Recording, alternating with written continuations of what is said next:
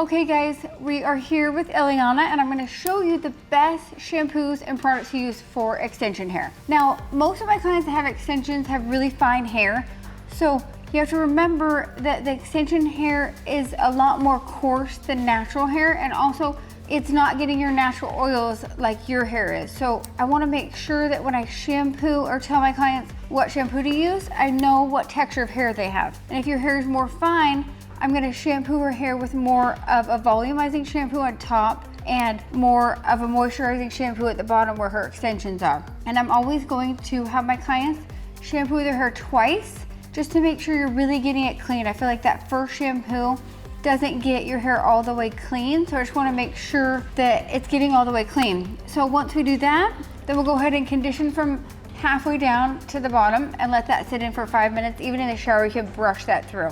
Then we will put a leave-in conditioner in her hair and a little serum to help with extensions, help make everything really shiny and detangle. And then we will put a little volumizing mousse at the root just to give her volume, just to make sure her style holds. And that is it, and we'll blow dry after that.